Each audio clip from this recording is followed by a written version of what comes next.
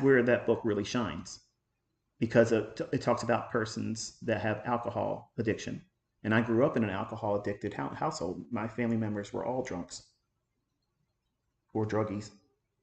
And my father, who was about to come out in the real world after 40 plus years in prison as a contract murderer, Michael Joe Hallington, 155634, that's his inmate number, or the cut. The cut is the Jessup House of Corrections. Okay, he's been paroled, and we're waiting for him to be released. Um, he picked up a drug addiction over in Vietnam, got addicted to heroin, came home, and the only way he could meet that expense was to do things illegally, and got wrapped up in the wrong people and started doing things he shouldn't have done and ended people's lives for money. I'm not bragging about that. He deserved to be where he was. He deserved that. And I know that book Alexander wrote, it resonated with me. I could see how, if I'm not careful, while I was a teenager, I kept myself from drugs, I kept myself from alcohol, and I did not allow myself to have my mind clouded by that stuff. And when I read that book, it really resonated with me because I was like, wow, I'm glad I'm choosing to do this young. Because maybe later in life, I could have had a midlife crisis and became an alcoholic or a drug addict because I wasn't successful in life and I made bad choices. And then there it is, I go into a tailspin. But that book really, it helped me focus on the most important factors. It's how we think, what causes this impulsive nature. If you've never read the book, if you don't have the book, go buy it. I don't have an affiliate link on Amazon. I'm not going to make any money off of it. Alexander Elder is not going to give me a kickback for you buying his book. But the first half of that book, honestly, that's the real problems why people can't make money. It's not that they don't have a good system for technical stuff. The technical stuff is absolutely, completely not important at all. I can trade without a chart. I don't need a chart. But the things that we think about, the catalyst for why we make decisions, and then when you put a cause and effect for making or losing money behind these impulses, if you've never identified what they are in yourself, and we all have it, folks. Nobody walks around with clean laundry, okay? Everybody has a dirty shirt somehow.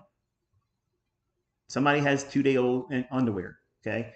Something about us isn't right as a trader. And that small little rock in your shoe is going to cause you to walk differently. You won't be able to do as much as you could unless you fixed it first. And by watching price action and studying how you internalize everything that market's doing. For men, it's a gladiator type thing. I'm going to battle. It's an MMA fight. I'm slaying a dragon. I'm Rambo going in and vanquishing all the enemies behind enemy lines with 3 bullets in my gun. I'm going to kill everybody with the least. Setting themselves up for failure, not realizing it. Placing so much emphasis on the cheerleaded after the fact moment that is likely never to come. And women don't think that way. They think, I have to nest. I have to get my resources together. And I have to make sure that everything is how it needs to be. That's process and protocol oriented. Men are, I'm swinging my sword. I'm emptying my clip. I'm literally going to go out there and remove the head of everything in front of me. I'm going to get the touchdown. I'm going to be the Super Bowl winner. I'm going to be the World Series winner. That's how men think. And that thought process is the very thing that holds men back as traders and allows women to excel. Think about it. If you're a woman, it makes a whole lot more sense now. Even if you aren't profitable yet, you know that you are doing things that are process oriented, principle oriented, organized. Everything you're doing is organized, not impulsive. Men, watch them. We are creatures of impulse. But when it comes time to defend the family and the home, that's what we shine on. That's what we're designed to do. We are absolutely the right thing for that. That's why we were designed to be bigger, stronger, faster. But intellectually, sometimes we miss the mark. And that is exasperated and highlighted with a bright spotlight in trading. And if you're weak minded, little dick energy, you look at this and say, oh, I can't listen to this guy. Or you take it as a personal insult instead of saying, you know what? This makes a whole lot of sense. And I am holding myself back because I think this way. I had to do the same stuff, folks. It was hard for me as a young man who thought he figured out a lot of stuff and how everything works and everybody is going to be impressed. Nobody was impressed. And it didn't matter how much money I made, they were not impressed. They didn't worry about learning what I was doing. They wanted to be around me and let me spend money on them. So while I was not going to bars and giving the girls my money through alcohol, they were getting things from me and my personal, back then, friends that are not my friends now. They were just mooching off me. So I lied to myself and said, yeah, they respect me because they want to hang around with me. No, they wanted the gifts that I was giving them for hanging out. And I was spending the money because it made me feel like a big shot. So who's smarter there? It wasn't me. It wasn't me. It was them. They were the market then. They were taking from me. And I was lying to myself saying, I'm happy. I'm happy doing this. When eventually it got to the point where, this is dumb. What are they really bringing to me? What are they making? What deposits are they making into my life? Because I don't even feel good when I'm spending money on them anymore. And that's what you have to do. You have to take inventory while you're watching price action and discovering what makes you tick, what makes you fearful, what makes you feel like you have all the things figured out. And then when it doesn't work out like that, what were those catalysts? Because that's your problem areas. The things that make you impulsive. Do you get angry real quick?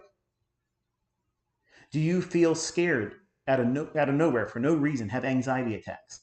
You're watching price action and you're like, oh man, I'm having heart palpitations. And you don't even know why it just happened. I'm telling you how it happened. In the last 30 seconds, you just thought of something and you don't have an answer for it. And it scared you. And you're trying to throw it away like it didn't happen, but it's telling you with your body symptoms that you absolutely have something that you need to resolve. And if you're in the market trading, chances are you have more leverage on than you should. Or you just took a trade impulsively and you don't know what you're doing. And you're just like the person at the casino that laid down their chips on a hand that they don't know is going to win or not. Or they just put in money and hit maximum bet on the slot machine and pulled the handle down. And you know that that's either going to be the last one you did or you're going to get lucky. And your heart's palpitating. People put themselves through that every single day. And if you feed yourself that as a steady diet, not knowing what you're doing, over leveraging, over trading, eventually, your body is going to stop working properly. And you will have a heart attack. You will have a stroke. The things that you think you're about to feel and have, I have many times like that in my years. I just went through vertigo for the first time. And that vertigo attack made me feel like I was having a stroke. I thought I was dying. And for weeks after that, I was expecting a heart attack, a stroke. But it was just anxiety around not knowing what I had experienced. And then later found out it's vertigo. So now my blood pressure's fine. But when I'm in a constant state of, oh, it's going to happen again, it's a mess. Like it was messing up my blood sugar. It was messing up my blood pressure. Like I had wild high blood pressure, dizzy spells. And then finally, when I was shown that it was just vertigo, it's a small little calcium deposit that went into my inner ear and tricked my brain thinking that I was spinning when I really wasn't. It's a terrible thing, but there are exercises you can do to mitigate that. And it can come back. My mother's had it one time in her life and never had it again. I've had one episode with it. I hope and pray in Jesus' name I never have another one of them. But if I do have it, I know it's not a stroke. I know it's not a heart attack. But when you have it for the first time, it's terrifying. When you're in a trade and you're over leveraged, Caleb, you will feel like that. You'll feel like the weight of the world's crushing down on you. And you're literally standing still, but wishing you could run away. If someone tries to talk to you, even if they're the sweetest tone and well-intended purposes and trying to console you, you will think they're cussing you out and calling you the worst possible names and spitting in your face. Get away from me! Because it's just one more thing that's causing more stimuli in your brain because you're overloaded. You have taken on too much risk and you've done something impulsively. You know what you should be doing, which is get out of the trade. That's the corrective measure to stop it. You have to feel comfortable stopping a transaction, even if it's a losing trade.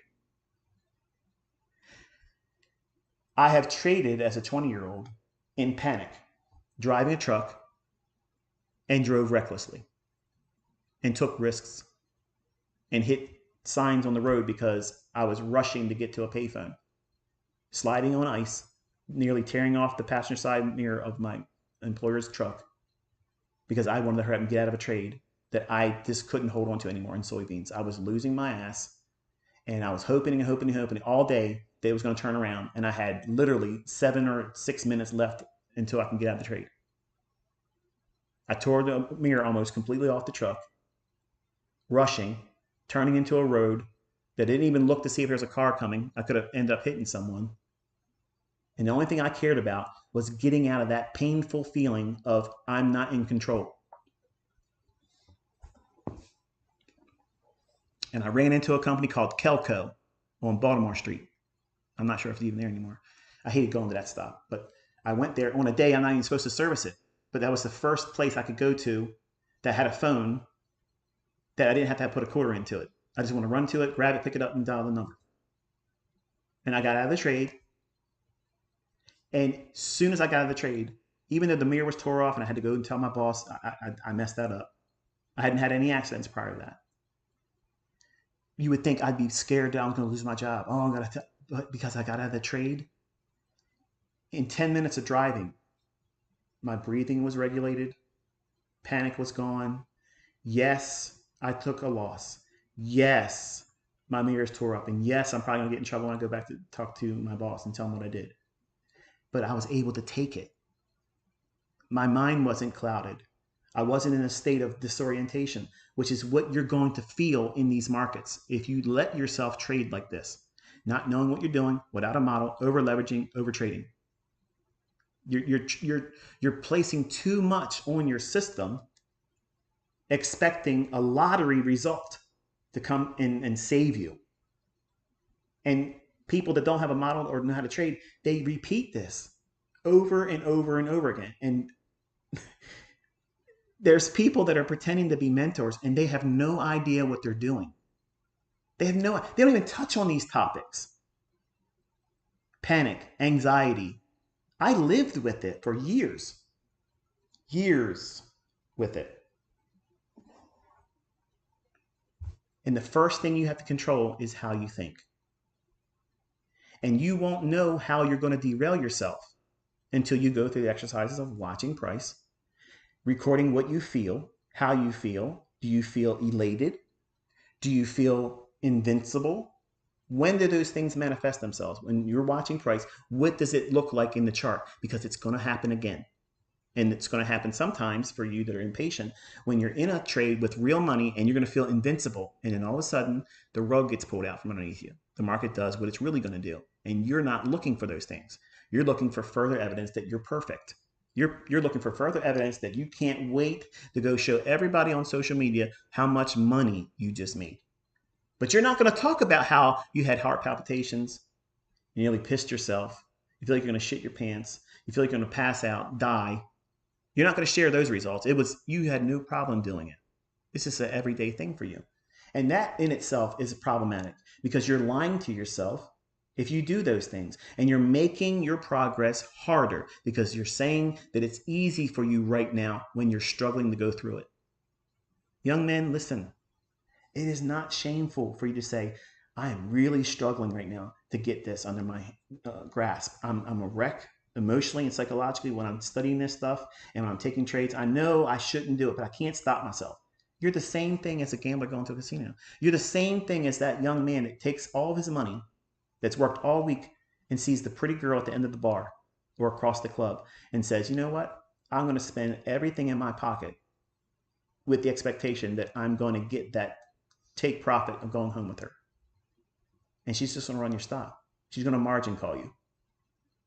But you're going to do it the same way next week with a different girl. When is the end? When are you going to stop doing those things? Think about it. What is going to be the catalyst that says, I'm not going to do those things? Because in the marketplace, blowing the account and not having any more money to refund it, guess what? That's the outcome that's coming. It's going to happen. It will absolutely happen to you. So you have to know what are these things that's going to trigger that. So that way you can recognize them and say, I'm not going to recklessly plunge ahead. I'm not going to meet a uncomfortable drawdown of a losing trade today. I'm not going to feed that with more losses. Yes, it's not fun going home with a losing trade. But you know what's worse? Blowing the account.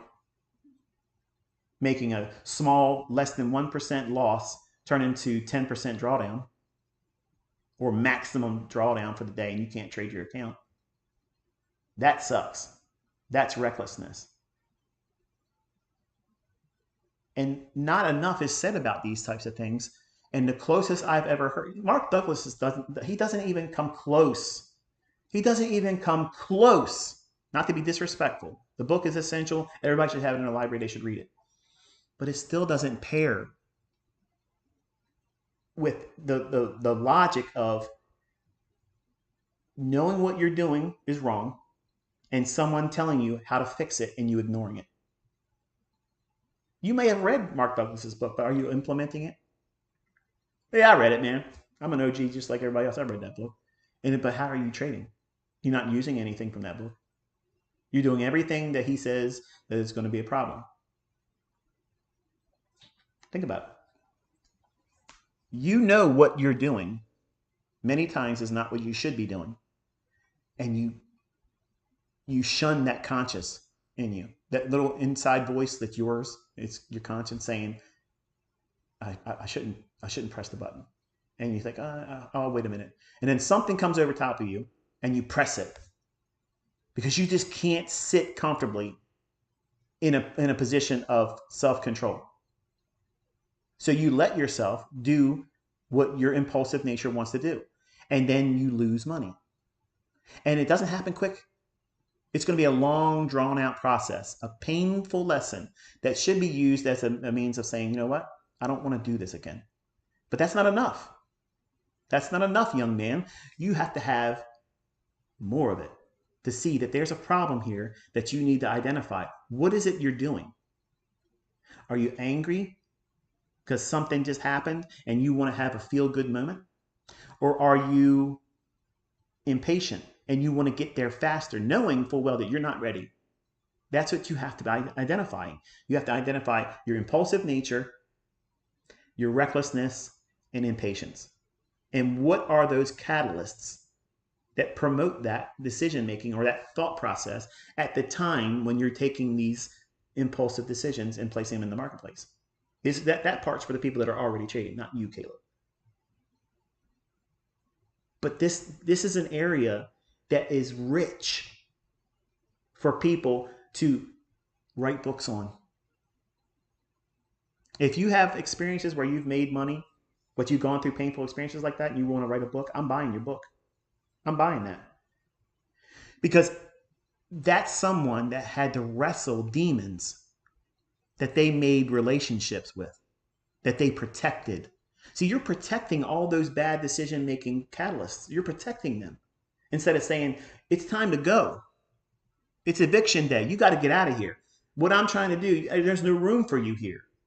I'm building an enterprise and there's no positions open for detractors, derailers, things that's going to cause me to not find my success and reach my opportunities and my threshold of success.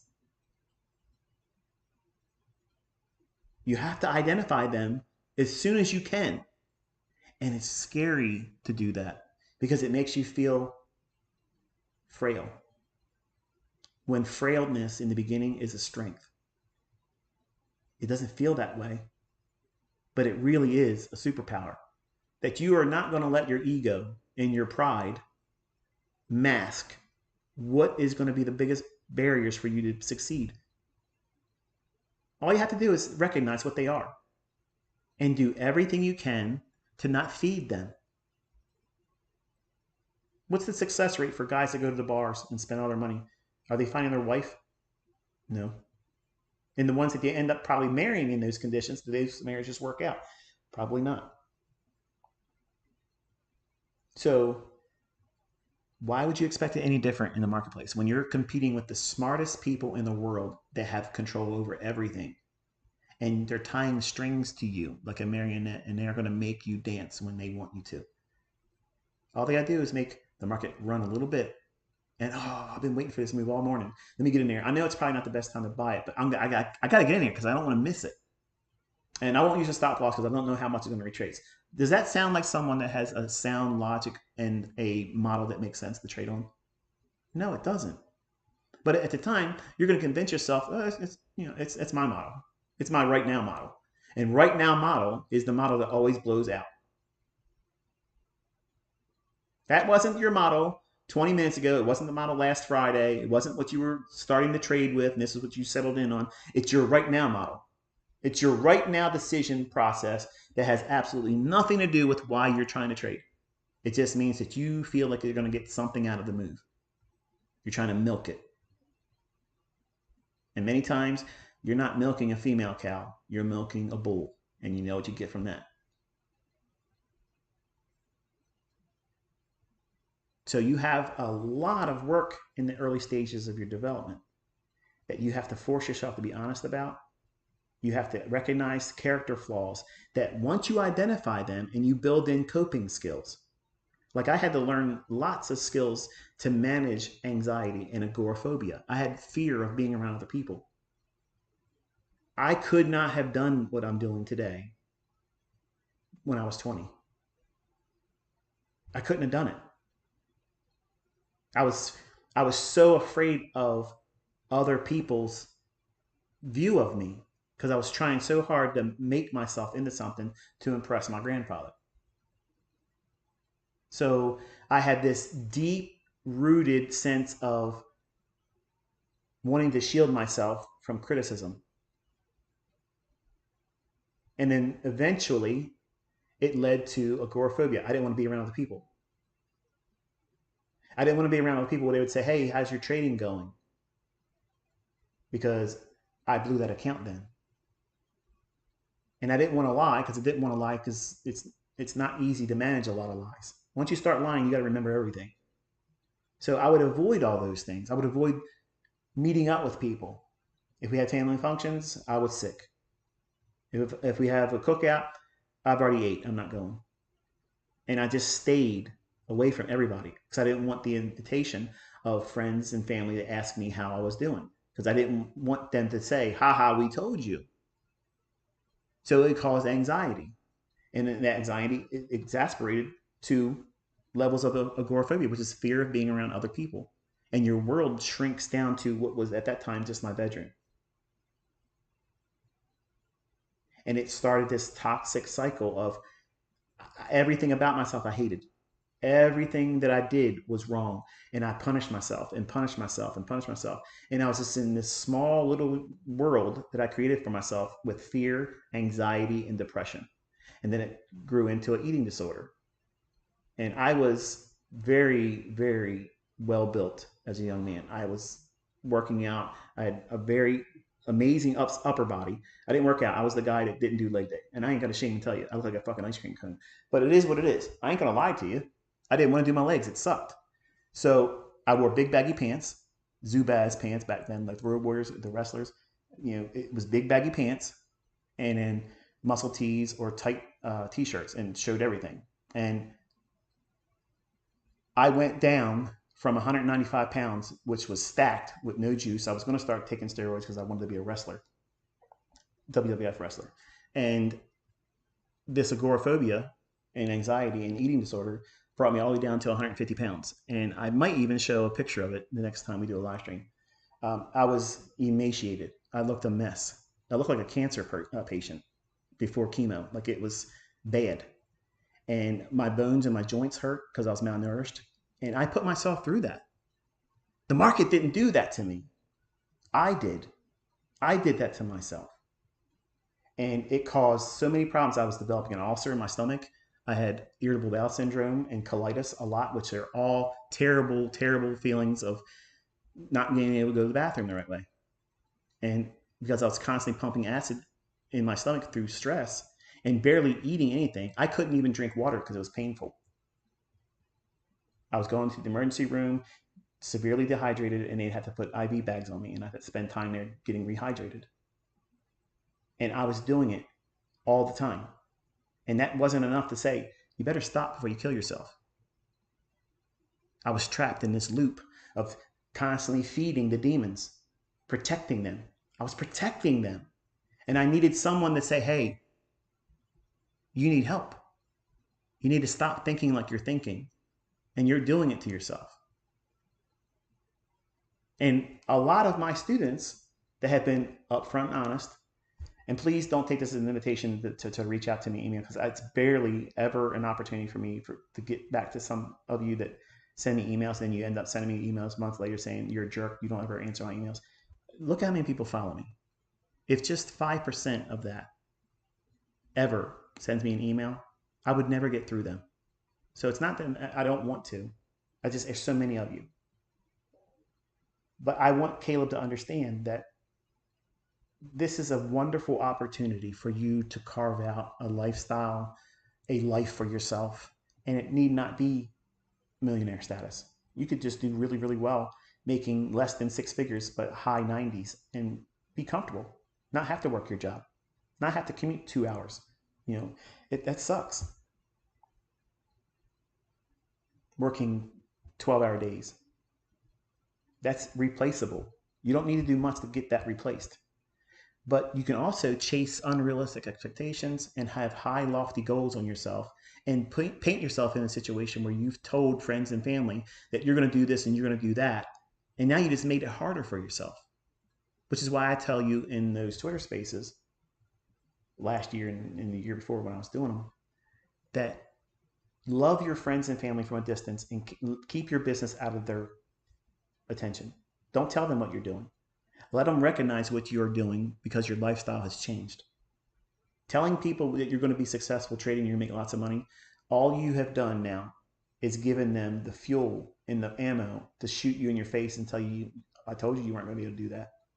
Versus if you just keep it to yourself, you're not elevating the risks, you're not making it more complicated, you're not making it more emotional, you're not making it harder for yourself to live up to expectations that are outside of your own. And as soon as you invite other people to give you their opinion, you're now trying to appease what they think. And they don't even know what a chart's telling them, but they're going to have an opinion about trading. Nobody makes money in trading. Well, it's hard for people to make money when it's like that. When you're complicating it with all these emotional, psychological barriers that you're going to place up inside your mind. And it's a normal thing. It's more prevalent than you realize. Most people are really good at hiding it. They're ashamed of it. They think they're not a man. They think they're not mentally fit. When it's just you keeping yourself in a very stressful environment and not identifying the exits. You choose to stay there. You're in a cell in a prison, but the cell door's open. And you can leave anytime you want, but you're making your bed there. You're staying there because you feel more comfortable in that pain than the pain you think is going to happen because other people will be able to say, I told you you couldn't do it. So you're going to keep doing all these things, making decisions on things that are not rooted in sound logic because you want to be able to say, I did it my way. And that way wasn't even scientifically laid out as a process. This is what I'm going to do when I do this. If I have a losing trade, then I'm going to react this way. I'm not going to trade. I'm not going to look at the charts. I'm going to go back in. I'm going to same model tomorrow when I find a setup. If the setup's there, I'm going to execute on it. I'm not going to increase my risk. I'm not going to trade more contracts. And once I get my win for the day, I'm done. I'm turning my charts off. I have to control myself. You have to think this way and live it. Stay in a rule-based mindset. If you do, you're going to have a whole lot less anxiety. You'll still feel stress. I mean, stress is normal. Stress is a proof that you're living. Your heart speeds up a little bit. Guess what? That's good. You're excited. That's not fear. You're excited because you're following your model and you're doing everything right. See what I just did there? When I was 20, oh shit. I wish this thing would start moving faster. I haven't overcome the commission cost yet. My commission cost back then was $100 for one contract.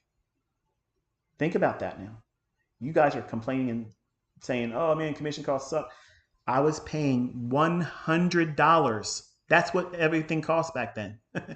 It wasn't until Lynn Waldock and other brokers that came out and they had discount brokerage firm fees, $35 round turn. But even that, $35 per contract is still exorbitant compared to today. So you're paying, when you're doing a 25 lot trade, you're paying a lot of money and you're not guaranteed to even overcome the spread and the commission. You want to talk about stress? That's stressful. But if you have a process that you're following and you've already identified what you are going to think in certain conditions, when the market does what you thought it was going to be, how do you feel? Do you feel like you want to go on social media and parade it around? You have insecurity issues. You need to be validated. Well, you're going to do a whole lot of things in your trading to seek that versus following a model that makes money and controlling risk. You'll be more likely to take big impulsive trades over leveraged just to impress. Because as soon as you start that problem, that mistake of taking your wins and your results that made money and you show it on social media, you throw it out there in the ether and you're waiting for the confirmation from the sky above. You are the chosen one. You are the one we've all been waiting for. We're all going to follow in a single file line behind you and bow down and worship and kiss your ass. That's what you really want. And when they don't do it enough for you, you're going to have to think, well, I got to over leverage because the last time I made a $500 win, nobody really gave two shits about it. So I have to now do something to make over $1,000. So what are you going to do? What needs to change? Your leverage. In your eyes, that's what you think needs to change. But I'm telling you, that doesn't need to happen. Because if you make the same trade tomorrow using your model and all you make is $475, you made $475. That's a win. You closed the charts and you got more experience and you've managed yourself. You've controlled that impulsive nature, that intrusive thought about, I want to do more so I can impress other people that you don't really care about. You just want them to tell you you're better than you really are. You want some person to lie to you with a limited perspective of what you've given them. They only can see what you've just shown them, but you've not been fully transparent and said that you were terrified while you're taking that trade. You see where this is a problem? And then take a step back and think about everybody you talk to on social media, how this is actually happening behind the scenes, and you probably never thought about it, and how you're doing it too. And now they're all thinking the same thing about you. And you wonder why I'm laughing at all of you. Because I did that same stuff. And you think that this is what you're supposed to do, and it's not. Women aren't doing that. Women are not doing that. But all of you men are. All of you are. It's a measuring competition. I'm not impressed by showing me one trade or one broker statement where you did something where you made a little bit of money. I'm more impressed when I see someone that's making it available to other people when they live stream. They let it all hang out. Come hell or high water, it's a good day or it's a bad day, they're just out there doing it. That doesn't mean I agree with their trading method. There isn't anybody out there that's trading on the live stream that I agree with any of their methodology. But I'm impressed with their ability to put themselves out there in that fishbowl for other people to watch. And it's a wonderful opportunity to study human psychology, both in their audience and how they think about price and how they worship or troll the results of these people. But also when they show their face, look at their face, read their face. Are they able to stare at the chart? How often are they looking away from the charts? That's them hiding. It's called point of indication. In magic, I mentioned this in Friday. I know I'm going on and on and on, but I promise I'll say this and I'm stopping. in magic, when you do a trick as a performer, magicians that are not refined, they will close their eyes at the moment a sleight of hand is being done. Because what they're doing is they're closing their eyes because they don't want to see themselves flash. In magic, it's called, like, if you have a coin or a card in your hand, you're trying to make it appear to the spectator it's vanishing. You're actually hiding it and copying it in a certain handheld. But because they know that they're not really good enough to be doing what they're doing, they will close their eyes at the very moment a sleight of hand's being done. So when I studied under Jeff McBride, he's one of the best today card manipulators. And he taught on this principle, and it made very, very good sense to me as someone that was an educator. I was like, you know what? That's not just happening in magic, it happens in everything. And it's a tell. So if you aren't careful, you're going to ignore these point of indications in your character. And you'll put band-aids on them. You'll close your eyes to the things you're doing wrong. Never sharing it with the public, but the public that can see you doing them, like for instance, when a live streamer is in a trade. They didn't say they bought it or sold it yet, but all of a sudden they were talking, real talkative, and they get real quiet. And they're not looking at the charts a lot. They'll look down, they'll bite their fingernail, they'll look at the car behind themselves, think they probably paid too much money for it. How many people care about that car anymore? Or they'll look at another chart, or they'll start nodding their head to a song they're listening to, or even worse, listen. Because some of them are basically eating their microphone. Their breath will become erratic. Okay, it's getting real annoying here. They're indicating to you. That's point of indication. That's them not comfortable in the trade, not trusting the logic. They're just hoping it's going to pan out for them. You need to do, and I'm not trolling anybody by doing this. I'm telling you that's why I appreciate, and I have a great deal of respect for everyone that live streams, and especially the ones that show their face, because they're literally laying themselves out there to be analyzed, seriously analyzed, with psychology and humanistic characteristics that are going to manifest themselves in what they're doing. You need to do the same thing while you're learning how to read price action, because you don't understand the magnitude and the depth and the impact that these things that you're trying to mask and hide in yourself. If you don't recognize what those things are, those being what makes you feel overconfident, what triggers that? What made you feel so overconfident that you're now going to trade maximum leverage? What was it? I guarantee you it's something you're trying to get as a result that is external to trading and external to the market you're trying to trade. You're trying to cope and compensate for something. Someone made you mad, someone hurt your feelings, you're in a relationship that maybe you're arguing with them, and you feel like, you know what, I gotta make myself a lot of money today, because that way I know I don't have to be codependent with them. That sometimes, ladies, you're not on the straight and narrow entirely. The thing I see in the women traders is that they will quietly over leverage their account when they're in relationships that they're in codependency with. That means the man makes the money and they're home and they're housewives. They take care of the children, or they homeschool the children. The characteristics and traits and trends that I've seen in my students are the ones that the females are like that. If they're in an abusive relationship, they will over leverage sometimes, and they use this for once. And I'm thankful, and I'm never saying your name, so please, if you know who I'm talking about, you're not the only one. I've a dozen of the women in my community that have been honest with me and told me these things, and I hope you can appreciate me sharing this in a context that it doesn't out them. But I want you to understand that women will over leverage when they're in those conditions. And why? It's not for greed's sake. They're not trying to take it to social media. They're doing the opposite. They're hiding it from their spouse because they don't want them to know that they're building up enough money to leave that toxic relationship, because they don't have the resources to do it right now. So they're quietly doing it. And then when they get abused physically or verbally, they end up taking larger trades because they want to reassure themselves that I am in a position that I can replace him. He's toxic. He's not good for my children. He's not good for me. We can't resolve this, but I can't leave.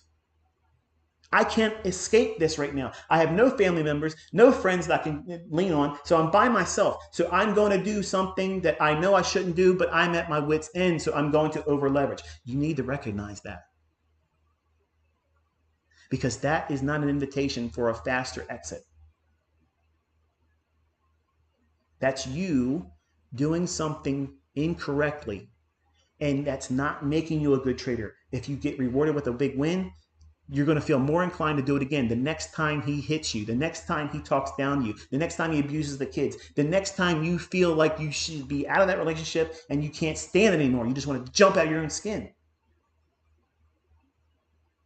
Those are those triggering moments. Those are the triggering moments. And you have to recognize that in yourself. So that way, when you start feeling that impulsive nature start rising up in you and you're trading with real money, turn the charts off. Go do something else. Go exercise, go run, go read a book, go hang out with friends. Go meet someone. Hey, you got time to meet me for lunch? Take yourself away from the marketplace. I'm telling you, this is the real reality of how you're going to have to deal with this stuff. It's not just going in every day, finding a setup and making money. That's not how this is at all. There's so many things that you're going to have to wrestle with, and you don't even realize what they are. And 99% of them are in your head or in your personal life. They're either physical things that you're coping with in a relationship or a lack of a relationship. And you're lonely and you have somebody that you're interested in, man.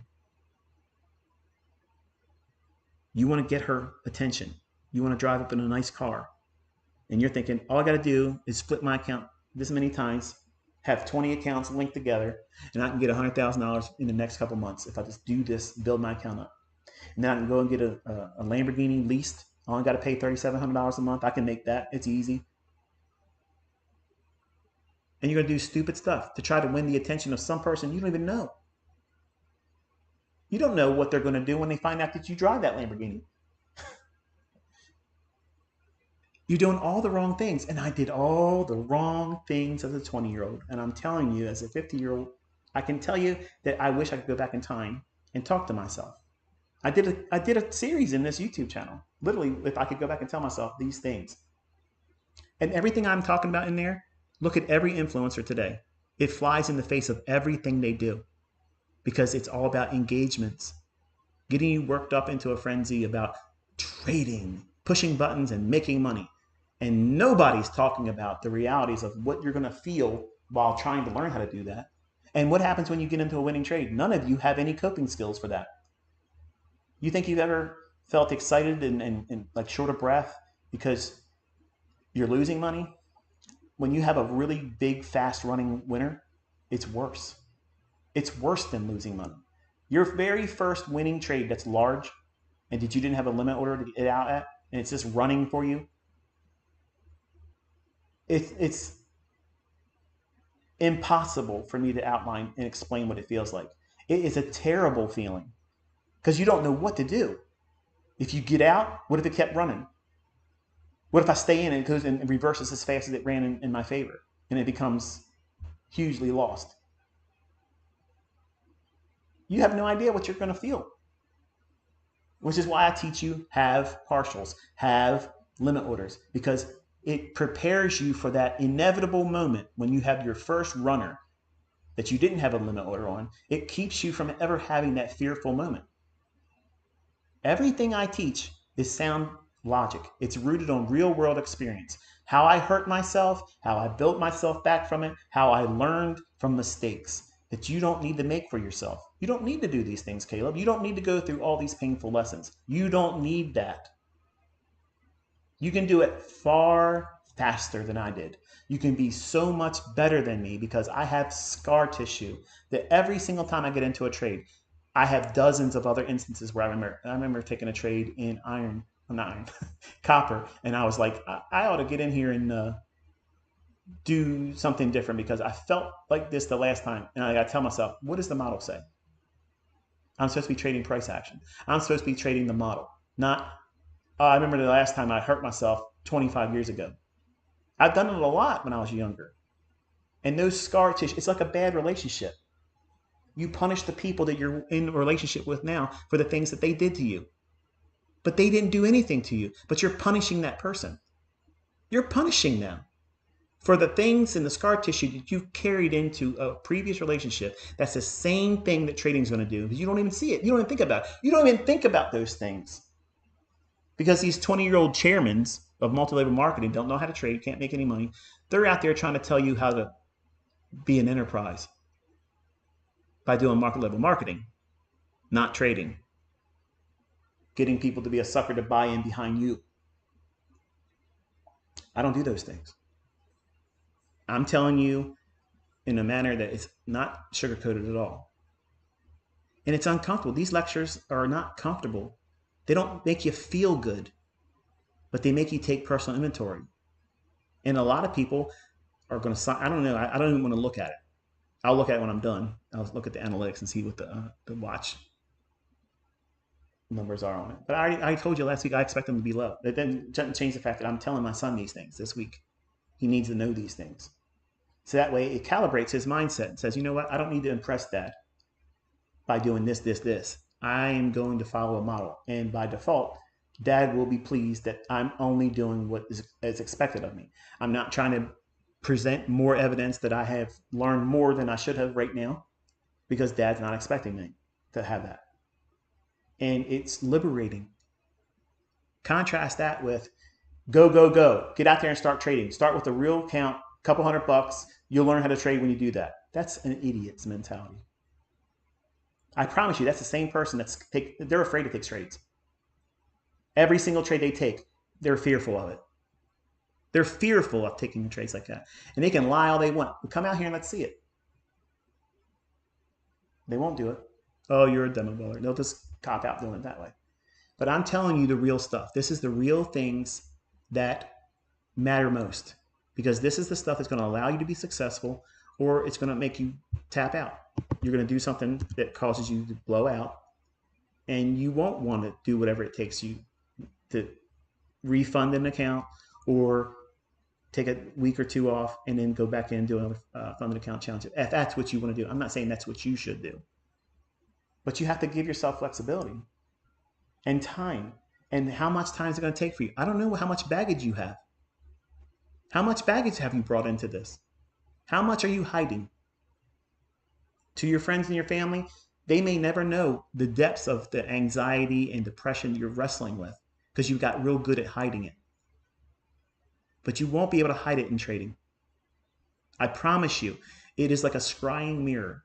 Okay, a scrying mirror is a bowl that's painted black, and people used to stare into it and meditate, and sometimes they would see visions about what it is they feel they should be doing, or whatever. But it is a scrying mirror.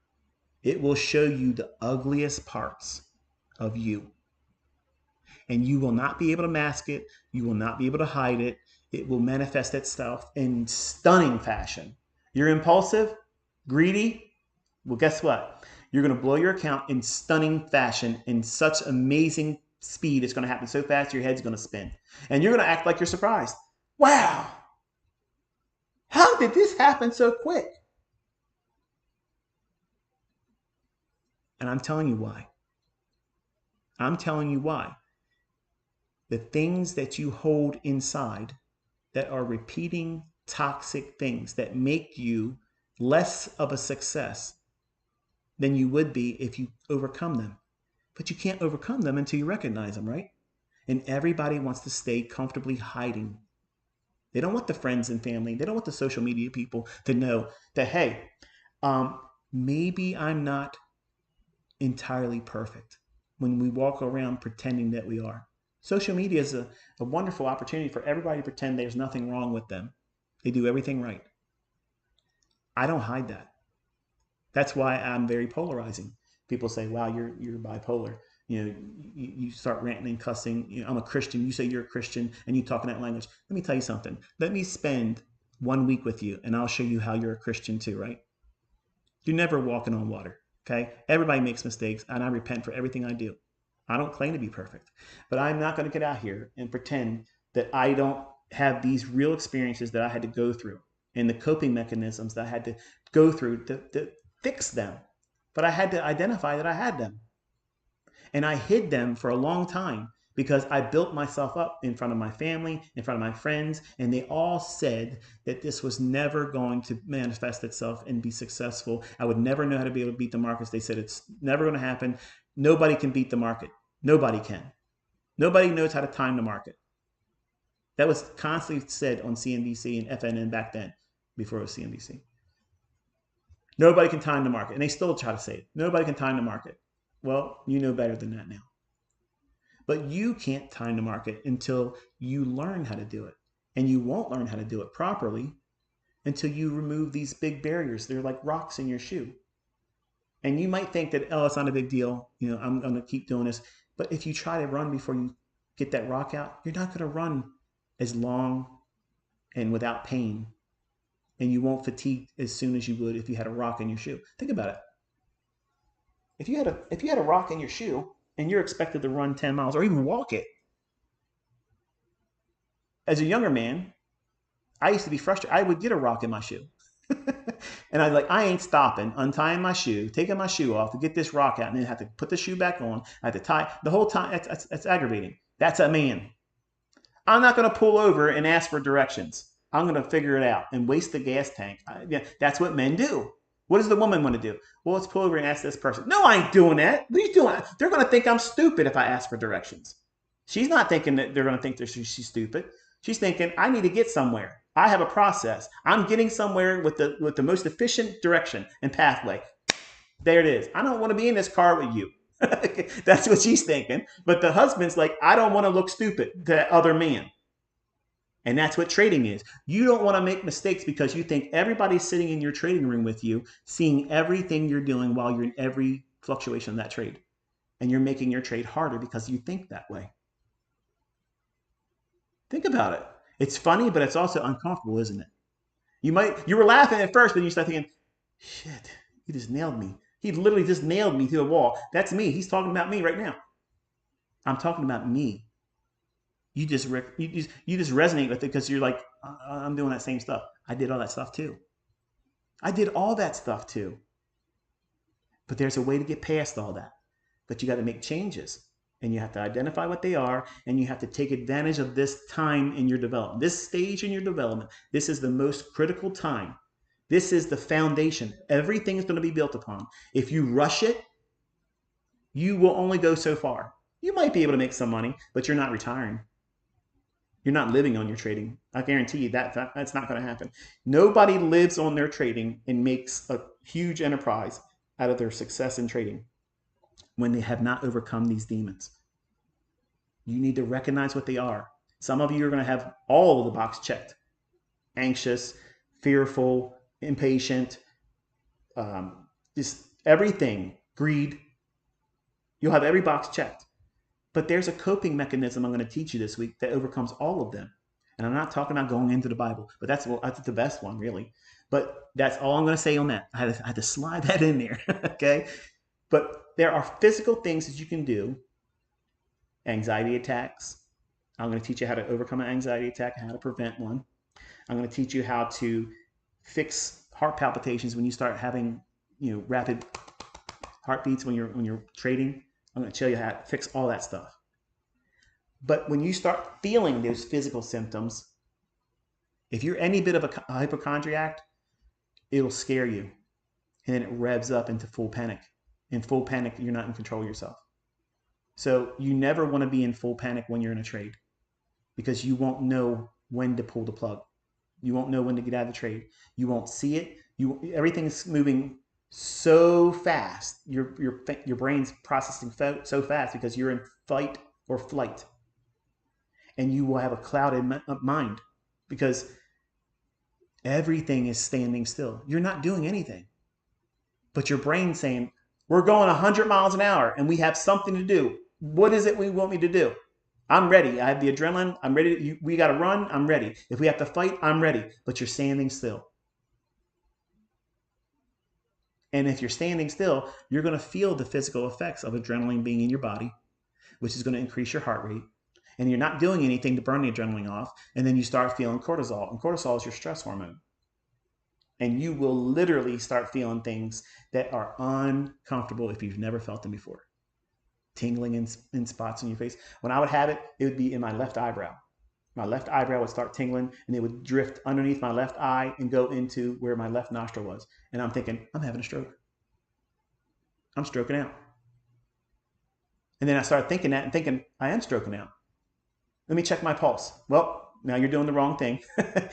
Look for other symptoms, Michael.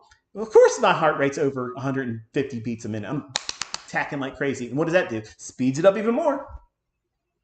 And then 10 minutes later, paramedics are at my house telling me, bear down, or I'm going to have to give you something to stop you because your heart rate's 220 beats a minute. Do you want to go through these experiences? Or do you want to listen to me? Because given enough opportunity, some of you will go through that or worse. If you're not healthy, if I was not healthy going through all that stuff, I probably would have had a heart attack. I probably would have had a real stroke.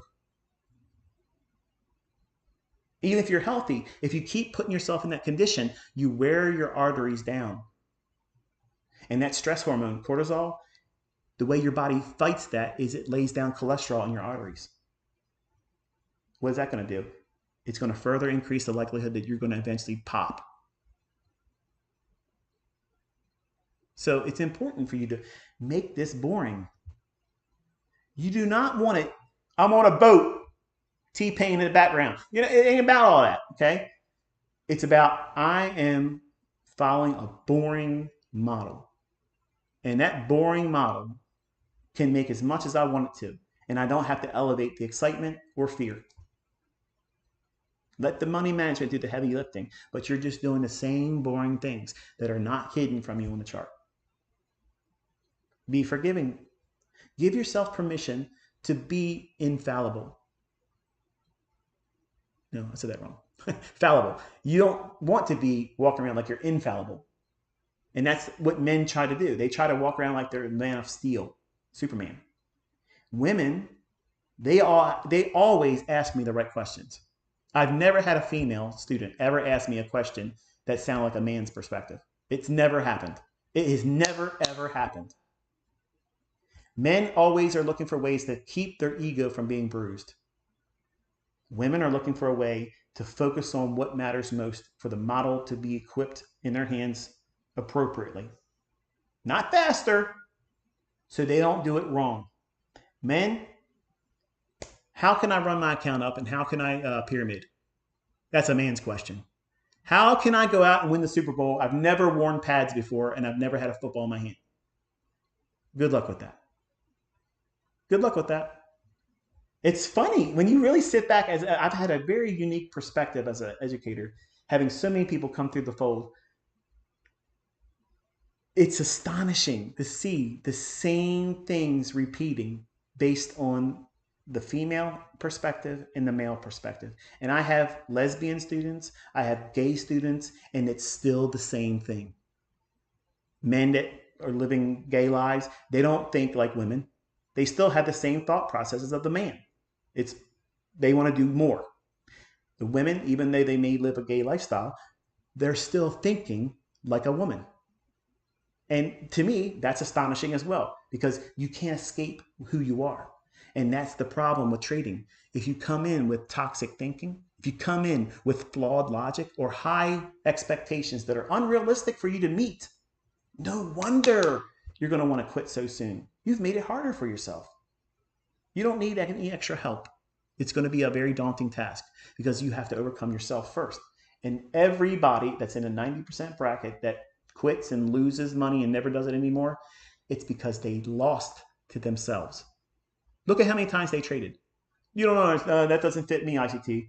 I've been doing this for 12 years. I've never been profitable. You don't know me, man. How many times have you really traded? You probably took 3 or 4 trades and blew the account. That's not enough experience. You just did things impulsively and you wrecked yourself and you had to wait and talk yourself into getting more money or whatever, sell some stuff in the garage. Now with funded accounts, now all you got to do is, wait a little while and the wife won't know about it and then pay for it. Get yourself a prepaid credit card off the bank or whatever in the aisle food line, and I'll just pay with that. She won't know. That's a problem. That is a problem. So you know enough that you know that you're not going to follow rules and you're going to hide it from her. If you're married, if you're in a serious relationship, you need to explain to them that you're pursuing this and you're not expecting to make any money soon, but this has now become a major focus for you, like a college pursuit. That way, you're not feeding them bullshit in the beginning, like, oh, we're going to be able to quit our jobs and blah blah. Don't tell your spouse that. Don't tell your spouse that, because you now elevated it to a level of expectation that they're going to hold you to. And why wouldn't they? You took it upon yourself to tell them that stuff. They love you and they trust you. So why would you think that they're not going to expect it? You're going to live up to that. And when you don't, in your eyes, you're going to manifest all the stress indicators. You're going to be grumpy. You're not going to be paying attention when the conversations are taking place. And when you start seeing these things in your personal life, you need to take inventory of that. Recognize them. Don't try to hide from it, because all of that's going to do what? It's going to manifest itself in these candlesticks, just like a scrying mirror. You're going to see things that's going to show you your ugly side. And what are you going to do? You're going to feel uncomfortable. And as a man, you're going to do what?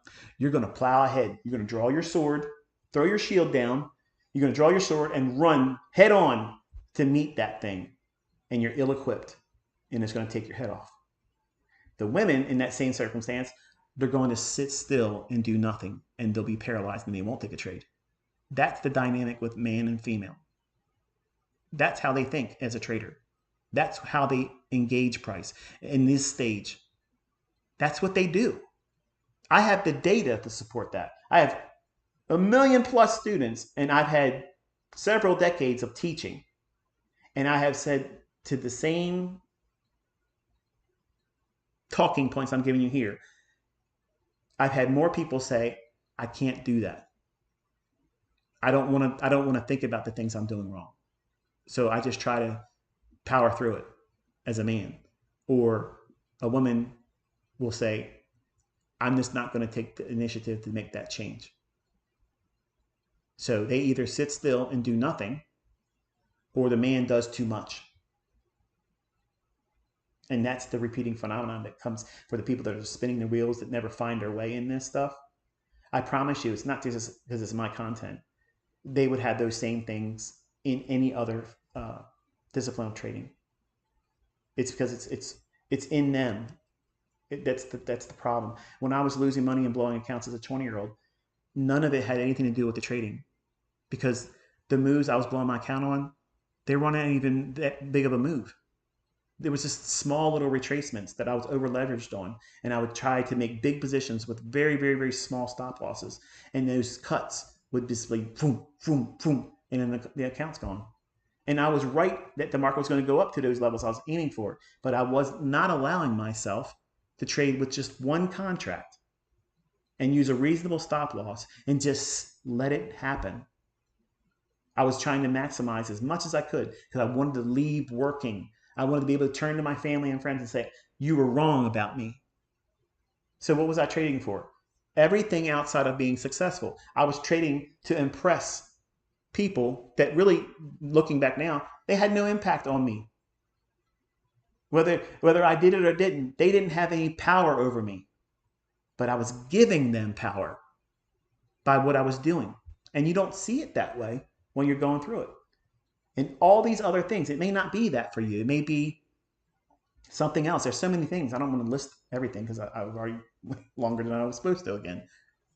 But this is such a rich topic that I was going to write a fourth book and let it be about these types of things, but I just don't feel comfortable writing it. I think sharing my stories, letting you hear me tell you what I went through, it means more. And it's also therapeutic for me because it allows me to detox myself. Because there are some times when I think about how I could have done things better for myself. If I would have done things to fix my personal issues, address certain things, insecurities. When I had my first wife, I was telling her when we were together, I said, I'm going to be rich. I'm going to be a trader and I'm going to live a different lifestyle. And your parents just don't understand. And she nodded and gave me a kiss and goes, yeah, we'll see. But that's not saying I believe you. That was like dismissing it. And I still feel that today. And I've not been with that woman for decades. We're talking about when I was 19 years old. I would feel pain that's rooted, not that one, because I didn't start trading until 20, but I have things that I can go back to, and you have it too. And you have to journal that. You have to put that in your journal and say, these are my scars. This is what makes me feel insecure. And when my wife left me for a 40-year-old man, that was embarrassing for me. And it scarred me. And it made me take crazy risks because he drove my dream car, a Corvette, and bought it with a winning lottery ticket that she paid for. And he spent it and bought a vet. And I had to wrestle with, do I really like vets anymore because he did that? I love vets. Fuck him. He can do whatever he wants to do. But I own 2 of them now. And when I drive them, I don't think about them. I think about my car. This is my dream car. Everybody else can have their dream car. When I was a little boy, the Corvette was my dream car. And I could afford anything else out there. But I like that car. It's always been my thing. You have something that is deeply rooted inside you that causes you pain. Mine was embarrassment and shame that my first wife, who I never wanted to be with anybody else with, and she was the one I lost my virginity to. I could tell you the date, okay? I could tell you the time that it happened. Ask any other man, they probably can't tell you that.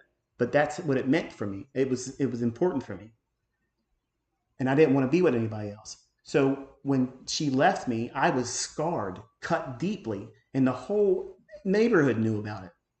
They knew about it before I did. So I was shamed, I was embarrassed, but it was something I didn't cause it. But she didn't live with me in a marriage that she thought that we were going to bloom into anything. Looking back now, I think she made the wrong decision, but it's okay. I wasn't meant to be with her. But I still carry all of that scar tissue. But that same scar tissue doesn't make me get into a trade. When it was doing it back then, when I was 20-year-old, I was racing to make money to impress her, to win her back. And I wasn't supposed to be with her. I'm supposed to be with my wife I'm with now, with the children and the family I have now. But I have that same scar tissue that does have no influence on me now. But when you go through your personal life and you write down the things that make you feel invincible, are you lying to yourself? Are they really things that make you feel strong? Or are you masking something, compensating for something else? Because that's the thing that's going to hurt you. The thing that you're guarding and hiding from yourself and everyone else, that is the very thing that's going to motivate you when you are weak. And you're going to get weak. You're going to feel impatient. You're going to feel like you're missing out on something. You're going to just need to feel like you matter or that you're successful or you can do this. And at that moment, you're going to tap into, I'm going to do this because I have to prove to myself that that can't hurt me. And you're going to take larger risks. You're going to trade more frequently, and you're going to trade when there isn't a setup there because you want to replace that feeling of what you feel all the time, but you pretend it's not there. It wells up inside you. You're shamed. You're embarrassed. Someone hurt you. Someone physically hurt you. Someone took something from you. You couldn't arrive at a level in your relationship and you lost them, or you left somebody and then you know that you left them by mistake and now they're with somebody else and you can't win them back. How heartbreaking is that? And I have students that say that they would do anything to impress them, to get them away from the person they're with now. That's not likely to happen, but they carry that stuff in them and then they go into the trades and they say, I need to feel better because I can't escape that. You got to let go of it. A lot of the stuff that you're holding on to, you're going to have to put it down. You're choosing to hold on to it. You're choosing to protect it and nurture it because it's become your new normal. And how would you feel if you weren't feeling like this every day? It's scary. It's uncertain to you. So it's easier for you to hold on to this. And you live with the depression, and you live with the anxiety, and you live with the guilt, and you live with the anger and fear. And all of that's going to manifest itself in these little candlesticks. They're going to be perfect little excuses for you to vent into. And when they don't do what you want them to do, it's worse. It will cut you deeper. It'll make you fear taking anything further steps forward. You'll say, this just doesn't work. But you're lying to yourself. You're not even using it right. It's just like the next bottle of booze that an alcoholic reaches for. I usually drink Johnny Walker. I get drunk every Friday night. I can't stand it. But they didn't have any Johnny Walker, so I just started drinking whatever. I don't know. I know Johnny Walker. I don't know what that is. I know it's an alcohol. But I don't know enough to know what another alcohol drink is. It's a little embarrassing, even though I shouldn't be embarrassed by it. But the king of analogies just fell flat on his face today. I just don't have another alcohol like the Budweiser. Yeah, it doesn't probably mean, it's probably not the same thing. Because I think Johnny Walker's a liquor, isn't it? But maybe vodka. I know there's another thing. But you're going to pick your vice. Okay? And you're going to do whatever you can to do it because you're trying to escape pain and you're self-medicating.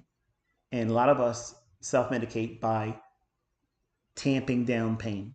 That means swallowing it and pushing it down deeper. But you can't keep doing that when you're a trader because it's going to materialize and manifest itself in your trades. And then because you're having to deal with it again and it's taking from you hope about success. It's taking money from you that you can't really afford to lose. And now you've made this little tiny gremlin, this little rock in your shoe, a mountain in front of you with a troll that's standing on top saying, you're never going to get up this high. You've given it a power that it's never had before. It's got more influence and power to keep you from being happy, successful, and, well, better. You've given it a power over you, and you're going to feel that. And you're going to personify the trade when it's just doing what it's going to do, regardless of whether you're in the trade or not. But now you've personalized it and personified it, and now you're wrestling with this thing. And you can't talk about it with anybody because how embarrassing would that be? So, in the privacy of your own journal, not with someone on the social media, not in an email to me. Some of you probably already were sitting down writing emails. This right here, you just nailed me, and I'm so thankful. Don't even worry about doing that. Don't just find out what it is for you. What are these little things that you're hiding in yourself that are scary, they're hurtful, they hold a lot of animosity, and they are always things that you would never want anybody to know about. That's what I'm talking about. The things that you are ashamed of, the things that you are fearful that other people might find out about you. You're a man. I wouldn't want anybody to think that I have regrets about how I handle myself as a young man. But I've openly shared that in my YouTube channel. I don't hide it. I had relationships with married women, and I am not proud of that.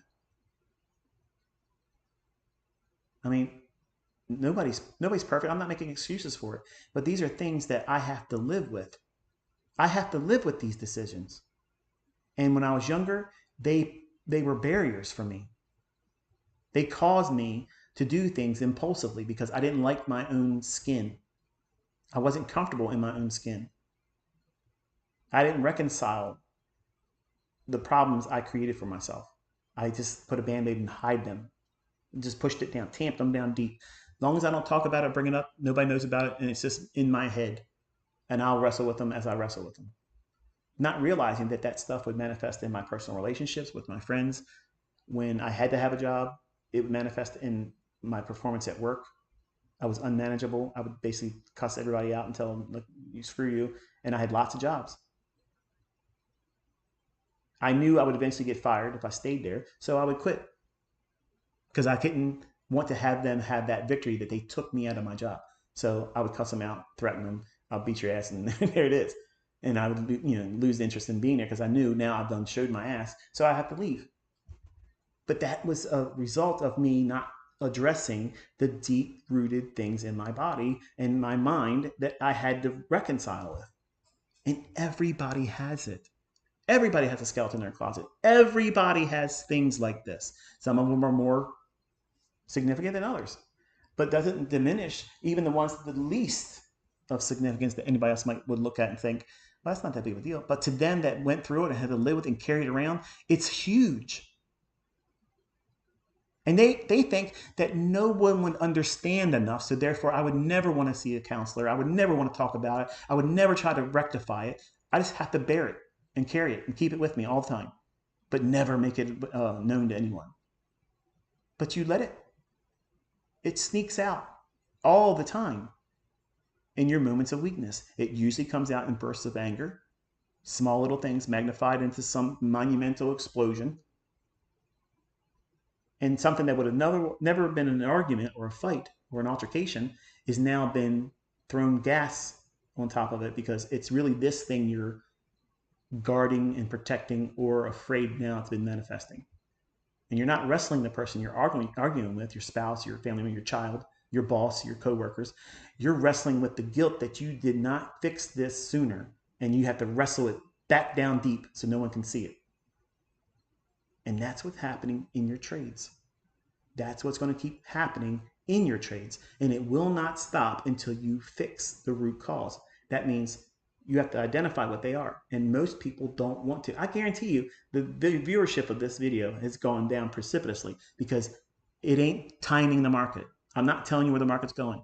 I'm telling you, you will not be able to find the right direction, let alone take a trade, if you're wrestling with these things. Some of my best students are individuals that were in prison or had substance abuse problems, and they fixed it before they tried to become a trader. I've had students that are substance abusers that are trying to get clean, and they're struggling because they have not fixed themselves yet. You won't be successful at this until you fix that part of you. I don't want to say anything more than that because I don't want to be negative, but that's the reality. Individuals that have gone through incarceration and they paid for their crimes, they know that this world's different now. Like my father, he's getting ready to come out here. He's not going to recognize any of this stuff. And if he was younger, what skill could he bring forward to be a gainful employee? Nothing. The last thing he did productive was shoot at Vietnamese in the Vietnam War. That's in his mind. That's it. So he has no work skills. He has nothing. He's not used to the way the world is right now, and he's admitted to my mom that he's scared. Now imagine that. 40 years. Here's a contract murderer, Mr. Billy Badass. He's admitted to my mother that he's terrified coming out.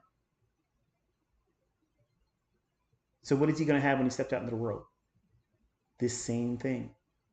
And if he's not careful, he will let that thing manifest itself, and he could very easily make a mistake and violate and have to go right back in again. How's it any different? We're talking about the same thing. I'm teaching you how to live. How to live. It's not about just making money. You have to wrestle this stuff, keep it in subjection, and then, only then, you have all of the advantages of doing everything that's in front of you. But if you think you're just going to walk out here and carry all that stuff, and you're not going to have any adversities, and it's going to be easy for you, or if you're wondering why it's so hard, it's the internal stuff that you're wrestling with. And it's always that. This stuff isn't complicated. The people that say, "Oh, it's just too hard. Trading's too hard," you're just giving up because you don't want to put down those demons. You're nurturing them. These things that you're hiding in yourself that are problems that you know. If I was a counselor and you felt comfortable talking to me, these are the things that you're wrestling with, and you would say, this is what I'm going through. It's those things that are going to be the problems that cause you to think this is too hard.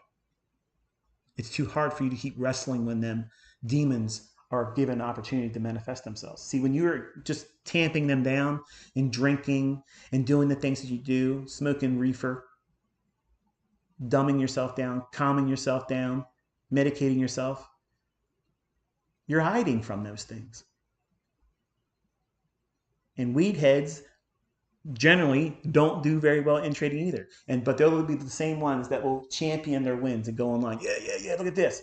Show me everything. You're blocked. And that's the reality of all this stuff. And you can make this easier for yourself, or you can make it harder. And it doesn't make sense for you to make it harder.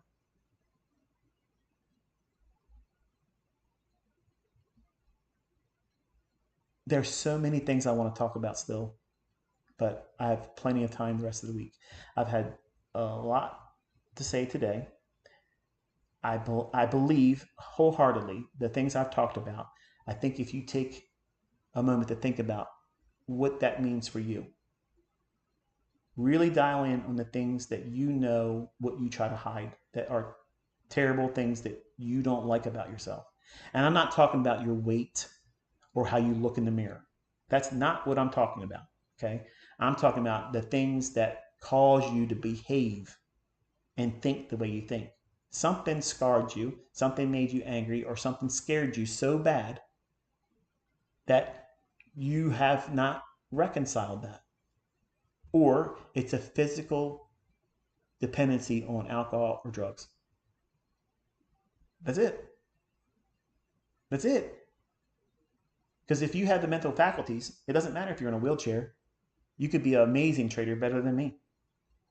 You being in a wheelchair or handicapped has absolutely no bearing on how you can trade, because it's your mind.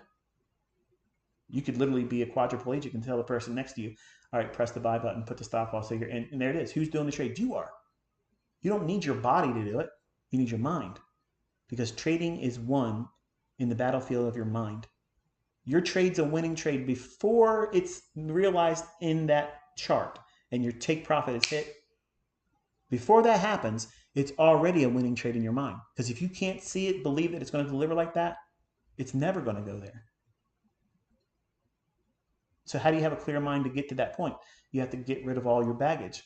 You got to get rid of all that toxic stuff, toxic thinking, all the online drama stuff. Are you someone that constantly goes to drama stuff on the internet? Not just in the trading industry, but everywhere. Are you a Jerry Springer trader?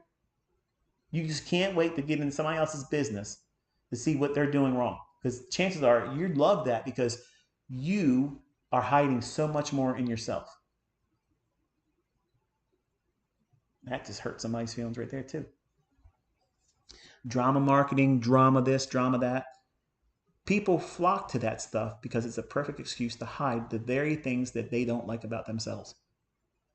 Because they're thinking, well, I hate living with this every day, but you know what? This is a beautiful distraction that I'm not the only one out there that's a train wreck.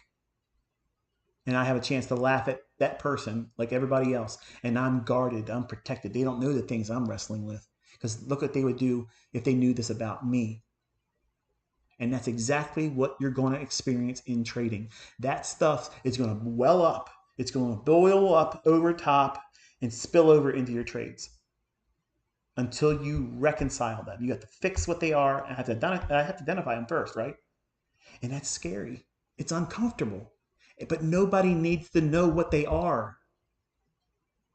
You have power over this stuff. You have power over it, and you place it in your journal. You identify it. I feel insecure because this happened to me. Okay, release it. It doesn't define who you are. Don't give it any more power. Acknowledge it. Say, yeah, it's real for you to feel hurt when things happen to you. You're a human being with emotions. It's normal for you to feel that way. But social media has made it feel like we shouldn't have any emotions. We shouldn't care about nothing. Say things to people that they would never hear you say to their face. Divisiveness. You have to just let all that stuff go. And if you invite other people into this experiment of you going through the process of learning how to trade in the early stages, you have made it so much harder. You have now increased the level of difficulty to expert level. And you're not an expert. You're a neophyte. You're just starting. And that's why Caleb will not have comments open on his YouTube channel, because what's going to happen is he's going to read them. And in a moment of weakness, he's going to say, yeah, this person said this and this. And then I'm going to hear it. I'm going to see it. And then I'm going to have to tell him, I'm angry that this did that. And I'm going to go out online and I'm going to say this, that, and the other thing. And they're going to clam up and they're going to do nothing. But I'm going to react to that because I'm like whack-a-mole. I like smacking trolls around. I love that. It's a sport for me. So to keep him from getting that recreational sport in his own thinking, he's not allowed to have the comments. He's not allowed to have interactions with any of you because he's learning. But I've already told him, and I said the other day when we were driving around, went to the gun range, I said, once you get to the point where you don't need dad to tell you anything, you know your model, you know what you can do, and you're carving out your own money, and it's a significant amount of money. If you want to go out there and act like a fool and spar with these people online because they're idiots, I'm not going to be in your way about it. I'm not. But I just think it's dumb to do it because as the world's changing, people that have a following like myself and other people, okay, I might say something about someone's discipline and make fun of it, okay? In reality, sometimes I backpedal and I think to myself, you know, what the state of the world is right now, in the way it's so, we're in a combustible state globally. All it takes is the right little spark and everybody can easily blow up. And that's what social media has cultivated. That's exactly why it was instigated. It was started for that very reason. And now it's festering in everybody. Like they can't wait to get online. Think about how many times you're looking at your phone.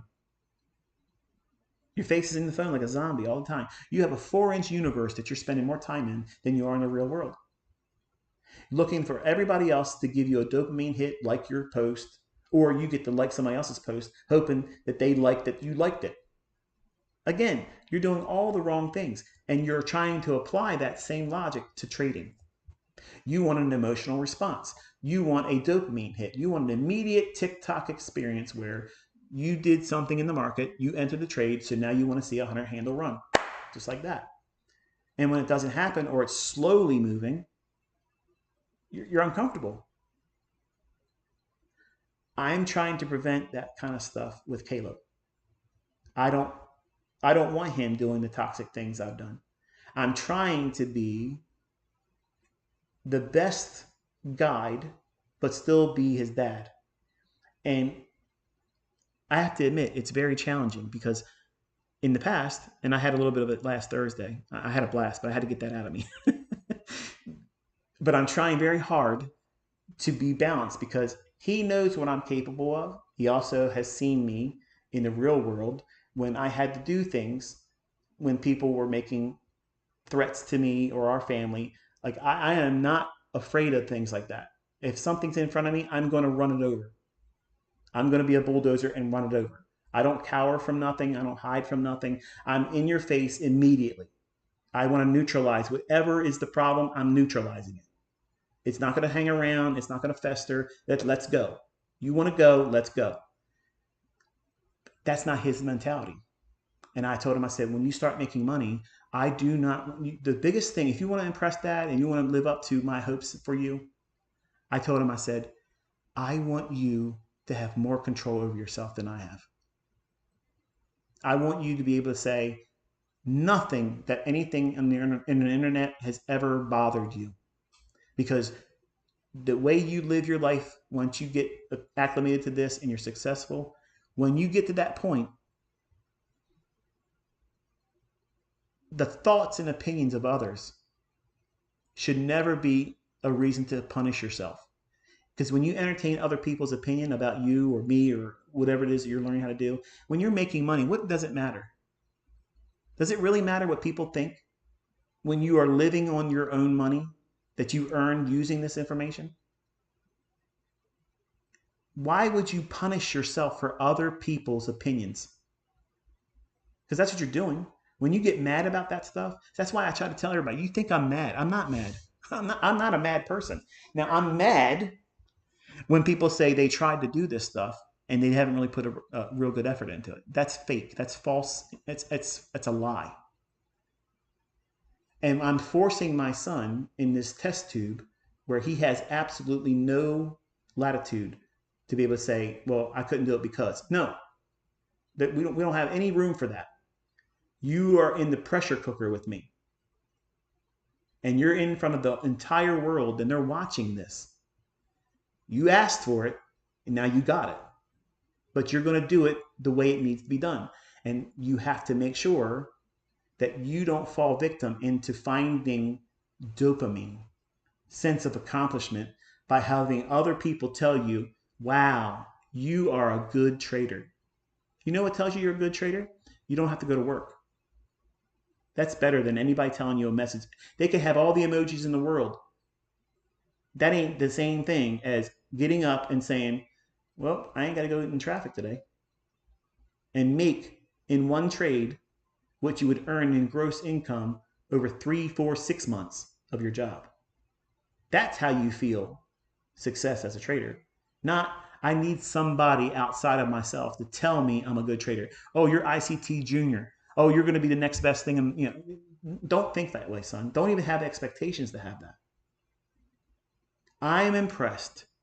I am pleased and I am proud of you, son. If you just do what's laid in front of you and you find contentment in that you don't have to do more than that. The world is your oyster. You'll be able to do whatever you want to do once you figure out yourself. But just do what I'm laying down in front of you.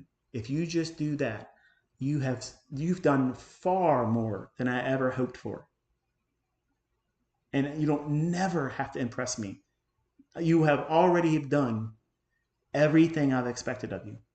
Because then if I have to lay my head down for the last time and I don't have any more time here, I can rest my head knowing that I have left this with you and your brothers and your sister and your mother. They're okay. It doesn't matter what happens. You can do it. That's how I think about this. I don't want you being another ICT. ICT's run its course. I've already said that I'm putting it down the end of this year. I'm doing that my own way. I don't want people hanging on me. I don't want people thinking I'm a celebrity. And honestly, I see all of the mentions that happen. Like if I go on the YouTube channel, it'll say comments, which I see all of them. The ignorant ones, I just banned a person. I don't ever see them again. You don't realize that you're banned, but you are. Your comment, when you look at the video, you'll see your comment still there. I never see it. Anything past that, I'll never see it again. I don't have time for you. You're insignificant to me. You're not even an ant. You're not even a gnat. But there's also this little thing, mentions. So there's comments and there's mentions. And once a week I'll go through it and I'll hit it and I'll scroll through. I want to comment on everybody. But when I do leave comments on individual channels, generally they treat me like a celebrity and I don't like that. Otherwise, if I wasn't treated that way, I would be just like one of the guys and I would comment like everybody else does. But you know what I'm talking about. If I've left a comment, like immediately it gets pinned and then there's 1,500 people comes behind there. Oh, it's ICT. It's Michael. He left a comment. Like I'm some fucking Elvis or something. Like I'm literally nobody. I'm nobody. And it makes me uncomfortable. And I don't want you aspiring to do that, Caleb. I don't want you to have that aspiration to be that's your goal. Your goal should be, I don't need to work for money. And money is a tool. I don't have to wrestle with employers. I don't have to go through the rat race and have them steal any more time. You're in your 20s. You're young. You literally could carve this out and by the time you're 30, be ridiculously rich. Friggin' ridiculously rich. Okay? And you can do whatever you want to do. If you want to get on here and trade live in front of other people, go ahead. I would love that. I would love that. Viagra all day long. That would absolutely, I would love it. Do I want you to do it? I'm not asking you to do that. So don't think that you have to live up to that. But if you choose to do that, man, that would be amazing. That would be awesome. But That's not what I hope for you. I hope for you to not have to work for your money. That's what I want. I want you to feel comfortable knowing that you can pay your way through this world and not have to ask somebody if you can have a day off or a vacation, and they ain't paying you too little for your time. You do that, you have met every expectation I have for you. My goal is for you to not have to work and that you live on your own steam, your own efforts, and you don't get reckless with it. You don't try to be a high roller. Don't try to be a show off. Don't brag. Don't talk down to people like I did when I was 20 years old. I was new money. And that was me coping with the uncomfortable state of I wanted to flex on everybody because if they knew all the things I was wrestling with and the embarrassment and shame I had because my wife left me for a 40-year-old man, that was embarrassing. That was shameful to me. So I hid it by being a jerk to other people. And the people that I loved and that were friends of mine, I lavished them with money and gifts because I didn't want them to walk away from me. I wanted them to make me feel wanted and liked and appreciated, but I had to pay for it to feel it. Is that genuine? No. So I don't want you to fall in the trap because as soon as you start making big money and people that know you see it, you need to be aware of who your real friends are because your real friends won't change. They won't ask you for anything and they won't increase the intensity about wanting to be around you. The ones that do that, that's the ones that's going to stab you in the back. That's the ones that are going to try to take you for a ride or take advantage of you. And I'll reserve the rest of the stuff tomorrow when we're talking over price. I've said enough. We've been here for a while. And I'm probably going to have to delete a lot of members' comments that were complaining about today. That's okay. But this is the stuff that you're going to wrestle with as a trader. Okay. And the sooner you identify what they are and you journal them, and we work through coping skills this week on how to overcome all of them. If you're a viewer, you're eavesdropping in this lecture I'm holding with my son. I don't cover the thing you're wrestling with. Say we get to Friday, and then say sometime over the weekend you feel like you have a unique experience, and you feel comfortable trusting me that in anonymity rather, where you don't have to reveal yourself. You can create a burner email address and leave a comment to me like saying, "This is what I wrestle with." I won't know your name, but I would love the opportunity to have something that I don't cover here. And if I have a way of mentioning what I would do to deal with it, I would love to have the opportunity to do that. I would never say who said it. I would never, pretend to be a counselor or a psychologist. I'm not claiming to be that. I'm not out to fix it. But the ones I'm going to cover this week, I think, are the most paramount ones. And a lot of them are going to be very similar to the ones I'm going to talk to and speak on. But the main thing is not to be fearful of identifying those problem characteristics and traits within yourself. Because if you're insecure as a person, and mine was insecurity, it will manifest itself in your traits. And then you'll beat yourself up protecting that demon of insecurity or hurt or fear or anxiety about something, or you're in a problem relationship. Whatever that is, you're going to guard that thing and you're going to beat yourself up. Oh, you're stupid. You don't know how to trade. You can't learn how to do this, or this stuff doesn't work. You're going to externalize all of the results instead of saying, see, this is further evidence that I'm manifesting all this toxic stuff I'm holding on to because I'm making decisions based on periods when I lean on that stuff in a state of normalcy. You punish yourself every day. You don't realize it, but you are. And just think about how many times you think or say toxic things all day. The average person says over 300 negative things per day. No way, no way. Well, I can tell you what, I can do about 15 times that because I talk too much, right? But the average person thinks and says over 300 negative things a day. It could be self-centered, attacking themselves, or doubt. Perfect example. I was telling Caleb, I know we're supposed to end the video, but it just jumped on my head. I was explaining this to my son. I said, listen, the channel will grow and it'll alleviate some of the pressure you're feeling while you're learning. Okay? It'll probably be around $10,000 a month when we get to Thanksgiving or just after Thanksgiving. And he shook his head, like, no way, no way. And I'm like, are you nuts? Like, I already know as soon as I start putting videos up there, all of the members here that watch on this channel, just morbid curiosity is going to take their attention over there. And even if they just watch it for a few minutes, they're watching it. Okay. So they'll see what it's all about, whether they stay or not. It's not important, but people will watch it because most of the people want to see how you're evolving in it. And then they're going to feel comfortable about their self because they're going to see that you're going through the same things that they're going through because they look at you as my child. Like my son should not have any adversities because he's ICT son. His dad is ICT. So therefore, it's unreasonable to expect him or any of his offspring to have any hardship in learning how to do this because he's ICT's son. Like that's somehow an advantage. We're all human beings. We all wrestle with stuff. We all wrestle with stuff. And they're going to have the unique perspective because you said you were willing to do this, which I'm astonished by, but you said you were willing to do it. And you're going to be very candid about what you're feeling, what you're fearful of, what you're making a big deal out of that may or may not be valid. And they're going to take a whole lot of solace in that because they are going to be able to see that, wow, this is the same shit I'm thinking.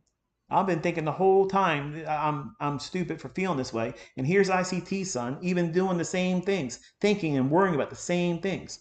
But they'll see this is how I'm going to coach and teach you how to go through that. And then they can apply that same logic to themselves. Whether or not it works for them, I'm not promising that. But you're my son, so I'm giving you, this is the solution I'm supposing that you should use. Or if it's something I went through, this is how I overcame it. Or this is what you should do to work around it till you get better at it. And then your success will counter a lot of the things that you have as a problem. The problem is he's a male. And I've seen a few times where as a young man, and especially as a little boy, given enough rope, he'll run wild. Like he'll go wild. Out of all my kids, I'm impressed that he's the one that's wanting to do this. I thought for sure it was going to be Cody. It's not. And I thought Cameron because he's very competitive in sports, but it's not. And now he's the only one that said, I want a second chance at it, Dad. Because they found out that it's not easy. And it's easy to say, you know what, I'm just going to lay it down. I got Dad. You know, he's always here. And whenever I want to, he'll gladly want to teach me. And I've been frustrated because I've been wanting them, just one of them, just go through the ropes, find your model, and make money. And your brothers and your sister will be like, oh, I want to do that now. It's like anything else. You give one kid an ice cream or a toy, they're all gonna want to listen. I'm a good girl, mommy. I'm a good girl, daddy. What do you want me to do? I clean my room. They're gonna do all the things that you want a kid to do when one child is given a reward. So you're gonna see what it's like for him. You're gonna hear it. You're gonna see the struggles. You're gonna see all that stuff.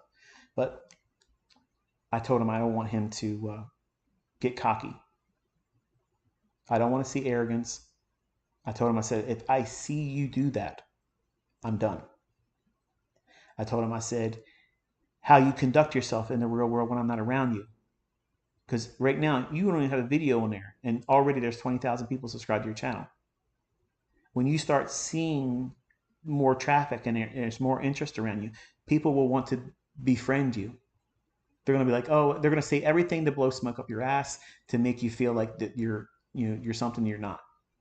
Don't allow that. Don't allow it. You just stay who you are. You're humble, Caleb. That's it. You're not trying to be ICT 2.0, Mr. Ego, Kid Ego. You're not trying to do all that stuff. If you never set that mark that high, nobody will expect you to live up to it. And guess what that means? You're liberated from all that stuff. Everybody wants me to go out there and do the impossible things. If you never, ever do those things, they will never hold you in that regard. And anything that you share publicly, as long as it's a person with common sense, they'll say, "Wow, it's an interesting experience that you shared. It may not be an invitation for other people to mimic what you're doing and try to copy it and say, well, that's the path I'm going to go. But they'll be morbidly curious to see what it is. And the pressure that you're feeling from your job, that will reduce a little bit. And then that deficit and stress and pressure you feel while you're working will give you more energy, and it'll stoke the fires for you to study more, which does what? It shifts all the concern and pressure away from what everybody's used to doing, which is the 9 to 5 rat race. And then you'll start feeding that secondary hustle, which is learn how to trade. This is why I tell all of you as my students, once you learn your model, once you learn it, I don't have a problem with you going out there and doing YouTube channels and running up, a subscriber base where people are watching you use it. I encourage that. Number one, it's further solidifies with more testimonial and proof that I have profitable students using what I taught. It doesn't just work in my hands, it works in the students that put the effort into it. But you also, while you're growing, because you're not going to be a millionaire overnight, some of you may never become a millionaire. You might just make a couple $1,000s here and there a couple times a year. And hey, it's better than not having money at all, right? Let's be real. Not everybody's going to be rich from it. I don't claim you're going to be rich from it. But you have the potential to make as much as you want. But while you're learning how to get better at it, and until you can arrive at, I don't need to work anymore, it would be foolish for you not, if you have the disposition and personality to live stream. I don't believe I do. It may seem like I do, but I don't believe I do. I like to talk in pre-recorded sessions because I've already said certain things in this live stream that I would have liked to edit out because I felt like I was being too personal or maybe mentioning things that may upset people that are wrestling with certain things. I would have cut that stuff out, like substance abuse and stuff like that. Like I wish I could go back and take that part out. That's what I'm thinking in my head as I'm talking to you. I would have edited that part out. And some of you been like, I'm glad you said it. But there's a lot of people that would come forward and say, I wish you wouldn't have said that. Or they'll claim, you stop trying to be a psychologist. You're a crackpot anyway. You're always going to have some clown that's going to be argumentative. But I want Caleb to know that he doesn't have to live up to high, lofty expectations. And I'm helping him lay down a foundation of what is reasonable, what is now in an area where it's going to be problematic. And he has to conduct himself now as a public figure because I've been in public and people have seen me in public. And sometimes they get out of their cars, they're walking around with their phone and they're filming me and taking pictures of me and my wife. And wow, ICT, can you, and I'm like, ugh. And it is ridiculous. It's absolutely ridiculous. I hate it. I don't like it. I don't want to be like that. And I certainly don't want my son like that. And it's uncomfortable. You don't know what these people are going to do. They may pretend like they're wanting to take a picture with you, just get close enough to hurt you or your family, and I don't want those problems. So I told Caleb, you're not a celebrity. You're not trying to be a celebrity. And as soon as you start carrying yourself arrogantly, I'm done. You'll know as much as you know, and it'll be it. And that's what I want for him. And if he lives humbly and he learns to make a good living, he can do whatever he wants to do online and not be, celebrity status. The problem is I've invited listeners to feel like I'm approachable. Like you feel like you really know me. And unfortunately, some people have taken a step too far, thinking, I really like Michael. He's a nice person. He's going to appreciate me going up and meeting him. I don't feel comfortable with that. That makes me scared because I don't know why you're coming up to me, what your intent is. And it may not be a good intention. So that's why I handle these situations the way I do. And I may not come across in a manner that seems like that nice guy on the internet, that mild-mannered Mr. Rogers voice or whatever. You hear, given enough time in a live setting where I can go off the rails. And if I'm with my family and you're coming up to me, I'm not Mr. Rogers, okay? I'm literally not Mr. Rogers. I'm ready to do something to you because I don't know what your intentions are. So this is a little reminder for folks that take it upon themselves to go too far. I love all of you as my students. I do. But that's not an invitation to encroach on my personal and private space and my family. And I'm reminding Caleb of that because social media has a wonderful element to it, but it also has a weird dark side where people think that they can say things, make up things, lie, um, do things that are not true for the sake of selling some storyline. Okay. And also, because of that, people that like you, that have an unhealthy level of adoration towards you, are willing to do things that are not sane just to defend your honor, and you've never asked them to do it. So you're not a celebrity. I'm not a celebrity. I'm not a hero. I'm the anti guru. I'm doing everything a guru wouldn't do. I'm pouring myself out here where I could be making millions of dollars doing it. I'm doing it for free. And I'm sharing the most intimate private lectures that I would give to my son. You all have the ability to sit and listen to it or ignore it. You don't have to be here. But if it wasn't for him saying he wants this, I'm like I said, I'm pouring myself into it. And I'm going to do what I believe he needs to know how to learn how to do this. But he has to learn the way I believe it's done best. And I don't want anybody else's opinion about it because if you haven't made millions of dollars, you don't have a soapbox to stand on. So don't tell me. He's my kid. My intentions are better than yours. And if he fails, I have other things I can do without giving him money to make sure he's successful. So it's not dependent on him learning how to trade. He doesn't have to be a good trader that makes millions of dollars. If he just makes a little bit of money, okay, just that little bit of money, he can do a lot with in the right hands with other people. So, and that discussion will be covered when we get into later uh, points of his progress.